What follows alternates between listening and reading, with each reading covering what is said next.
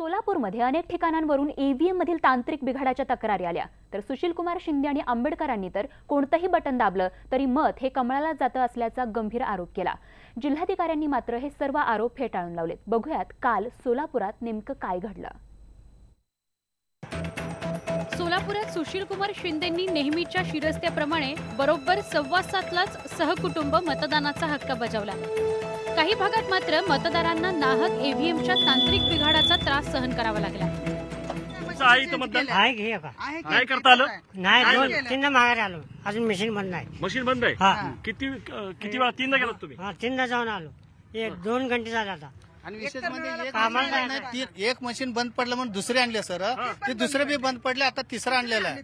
आम्ही 9 वाजता येऊन बसलो, अजूनपर्यंत काय मतदान करायचं? 12 वाजून गेले, अजून नाही। काय कारण सांगितलं?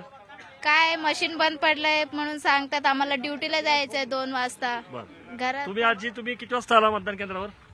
मशीन बंद पडायचे 9ला आलेले, 9:30ला। नाश्ता नाही, काय नाही, काम तर आणि मशीन बंद पडले।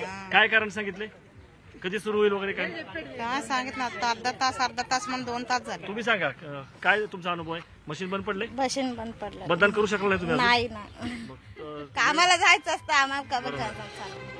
तक्रारी आल्यानंतर बहुतांश ठिकाणची मशीन्सही बदलण्यात आली, पण प्रकाश आंबेडकरांनी थेट ईव्हीएम हॅकिंगचाच गंभीर आरोप केला। कोणतंही बटन दाबलं तरी मत कमळालाच पडत असल्याची तक्रार त्यांनी केली।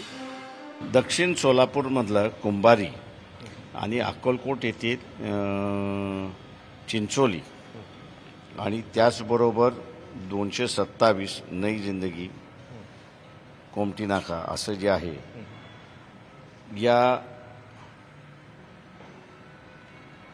मतदान केंद्रावरती ज्या ईव्हीएम आणल्या होत्या, त्या ईव्हीएम मधलं कुठलंही बटन दाबा तर ते कमलावरती जातं। कलेक्टरकडे कंप्लेंट केल्यानंतर त्या मशीन्स त्यांनी सील केलेल्या आहेत आणि रिप्लेस केलेल्या आहेत। काँग्रेसचे उमेदवार सुशीलकुमार शिंदे यांनी देखील अशाच प्रकारची तक्रार केली। अनेक ठिकाणी वोटिंग मशीनच्या तक्रारी आलेल्या आहेत, सगळ्या मतदारसंघामध्ये आहेत। तर काही वेळेस ते 7 वाजता वोटिंग चालू झालेलं, काही ठिकाणी 9, 9:30ला चालू झालेलं आहे। आत्ताच एक कंप्लेंट आली की तिथे हातावर जरी बटन दाबलं तरी ते याच्यावर कमळ फुलावर चाललेलं आहे म्हणून। तर मी आत्ताच त्या माणसाला कलेक्टरकडे पाठवले, तिथे जाऊन कंप्लेंट करा म्हणून।